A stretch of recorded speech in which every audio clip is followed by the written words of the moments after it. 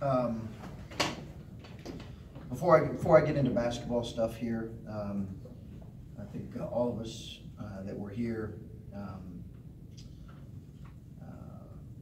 and live in this state and work in this state, I think all of us were probably impacted the same way I was, our coaching staff was, and our team was by the tragedy in Westerville with the 2 police officers.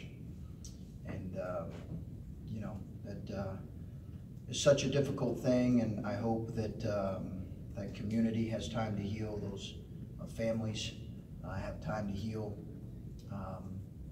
and I hope they know our thoughts and prayers are with them. A lot more important things than a game here tonight. So that one certainly hits close to home for all of us, particularly because of where we're located, and we have a couple young men from that area. So just want everybody to know that want them to know, that community to know that our thoughts and prayers are with them tonight, with Anthony and Eric's family. So as far as the game is concerned, you know, I think we were aware that Iowa could really score the ball, and they did that in the first half. They have a lot of stuff you have to guard, and I did not think we were as good as we needed to be defensively in the first half, but our guys responded. I thought we were good offensively for the whole game, moved the ball, shared it, made the right pass at the right time. Had few too many turnovers, but I thought offensively we were really good. I thought we were much better defensively in the second half than what we were in the first half. So give our guys a lot of credit for responding from an emotional game the other night. And proud of them. I think Iowa has a real chance to finish strong. Got a lot of respect for how they tax you with how hard they play. So we have a couple days off to rest here, and we need it. Questions?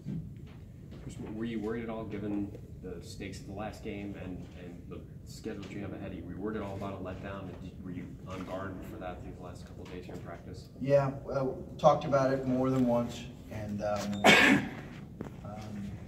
just because it's a home game, and listen, we have one home game left. Again, I want to give Buckeye Nation a ton of credit for the turnout tonight. Have a sellout. Obviously, it's a Saturday game, which I'm learning is kind of an ideal time, 6 o'clock. But what an incredible crowd. And I know our players appreciate it. And we didn't have quite the suspense maybe in this one that we have in past games, so I'm not going to apologize for that. But it was a tremendous crowd, and we've got one game left. I will remind people we've got one game left. But to your point, I was concerned, and I was hoping that maybe the energy from being here and being back home would help us if there was any kind of energy deficit.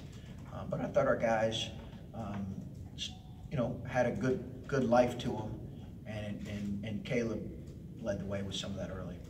Mike and Caleb both said that after the game, you addressed the team and said that you're in first place alone in the Big Ten at this moment. Why did you feel the need to tell your players that? And what, I guess, what's that conversation like? How closely were you monitoring that other game today?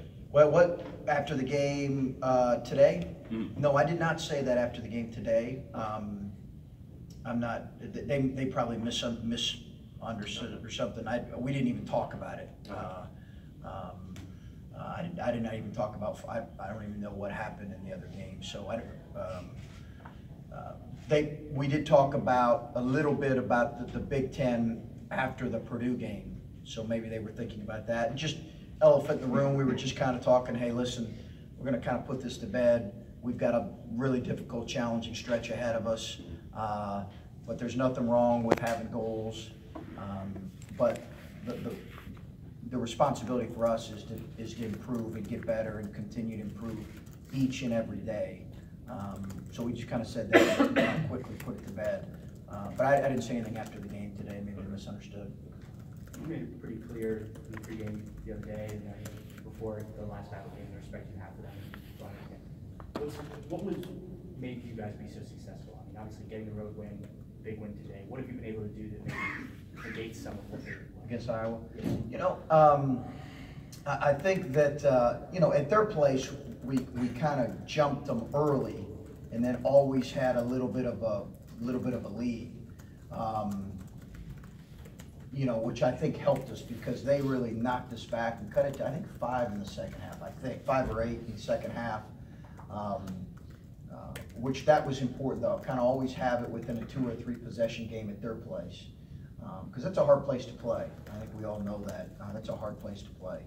But you know, I think today we really shot it well today, and I think that we haven't always shot it that well. But we 9 and 22 from the 3-point line, which was really good. Our guys seem to have good. I give Quadrian Banks, our strength coach, and Jeff, our training staff, a lot of credit for getting our guys fresh and ready to go. But I don't know if there's any specific thing tactically we did. We just were able to, in both games, we were able to make some shots. Coach, I asked the guys about this. What do you say about the resolve and the heart of this team too?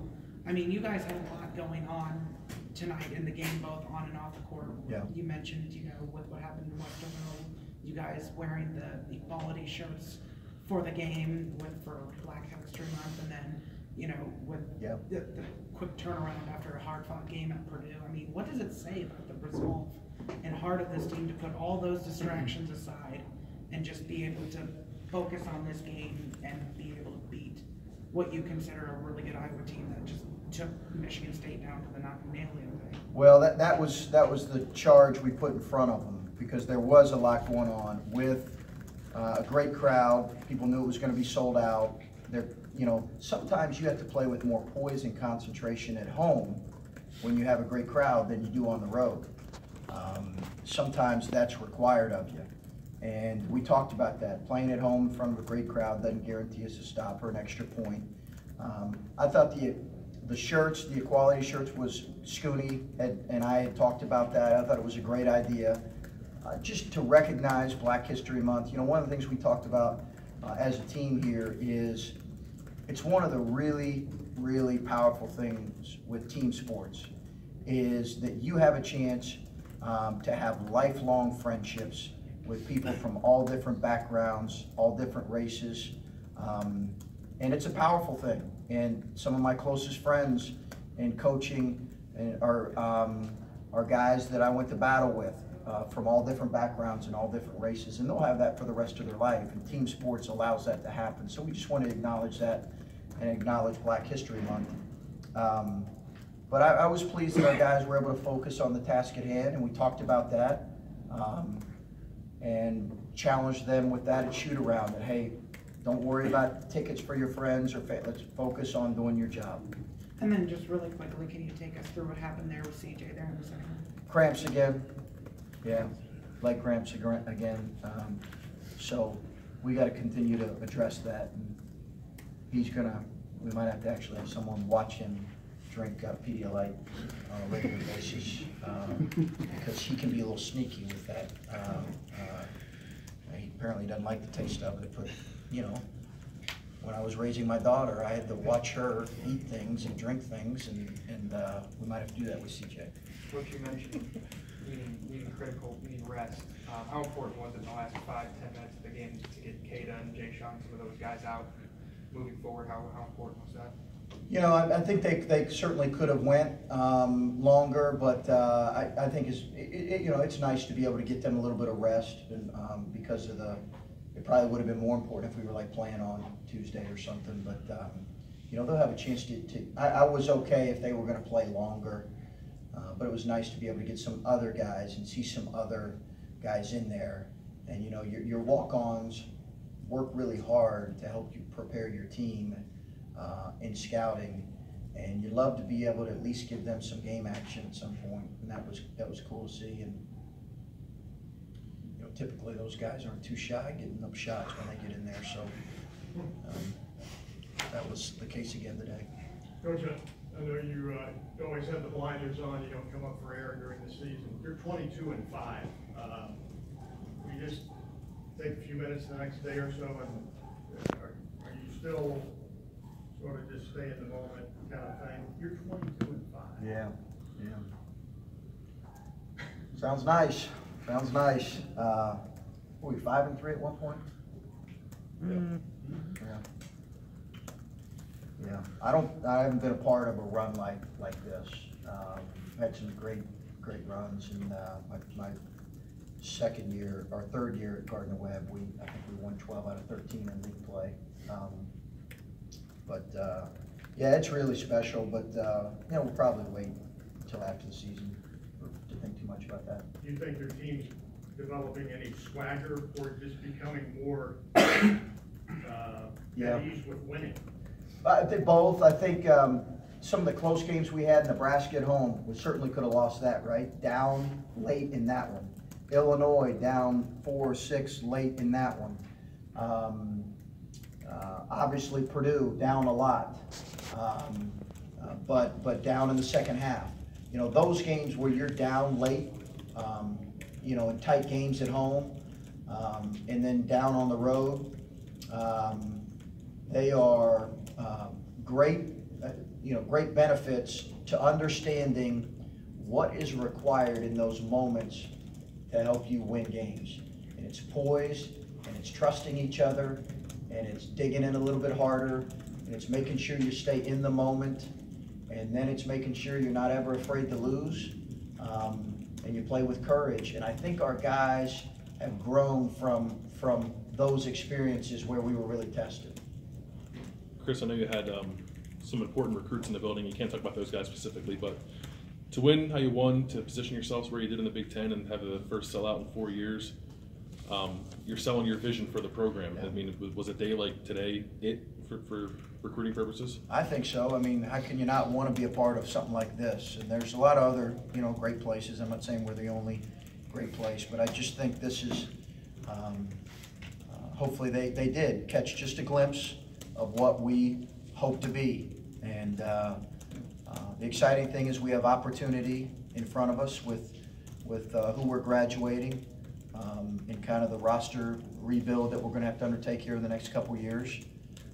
But we've got a fan base that's really embraced this group, and we have, I love the fact that our recruits got a chance to see too how some of our older guys conduct themselves in play, because I think that's a great example. But yeah, I mean, how could you not want to be a part of this? I hope they see this and really do. Obviously, the guys know you were picked 11th before the year's come up.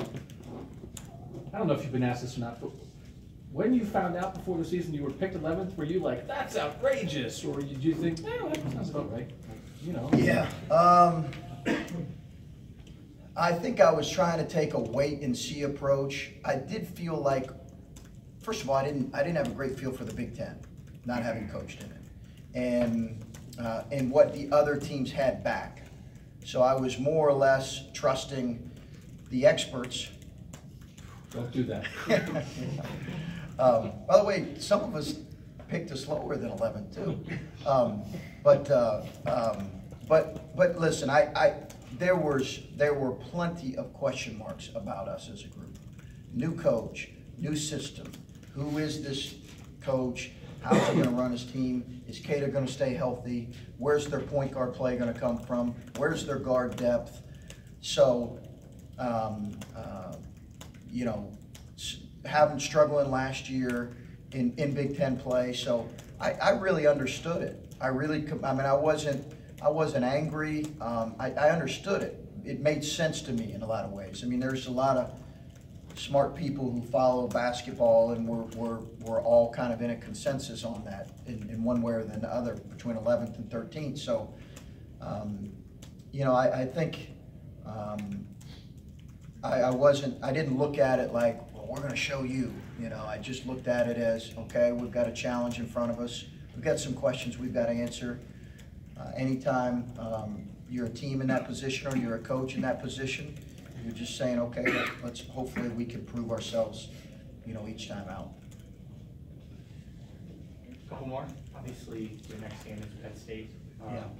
They came in here and handed you guys the only Big Ten defeat. Do you play that up any sort of revenge in the next few days? Do you steer away from that? I'm just curious how you kind of handle those situations. Well, we're gonna have to be really, really good. I think Penn State's, maybe it's just, I think they're really good. I think they're really talented. I think they have multiple NBA players on their roster right now. And I think our guys recognize that they took it to us pretty good in the first half. You know, I look back and I'm sure I'll watch it again and say, you know, there are certain games that I have saved on my computer. You know, you have all of them you get access to, but there's a few that you have on your computer screen that you can always just tap on and watch, just as a reminder of, okay, hey, what can we do better? And that's one of them.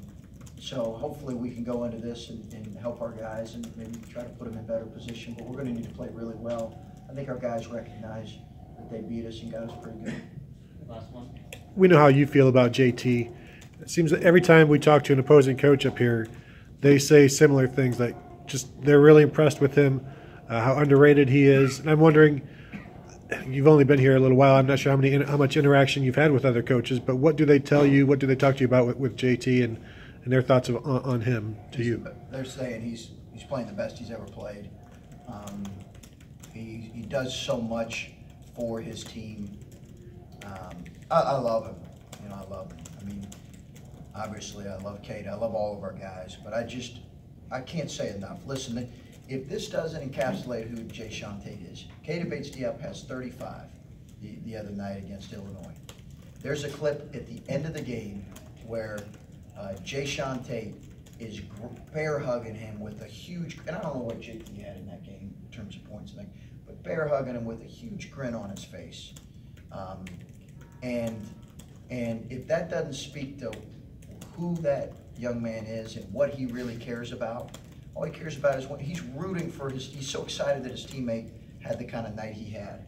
And in a day and age when you can be, you know, he could maybe be a little bit envious of Kata busting onto the scene. I mean, I haven't caught wind of that one time.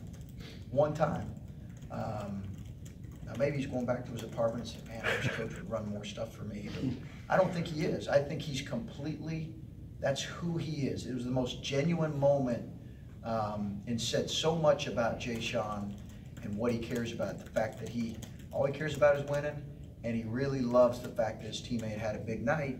And it was just another visible reminder to me of who he is. Thanks, Chris.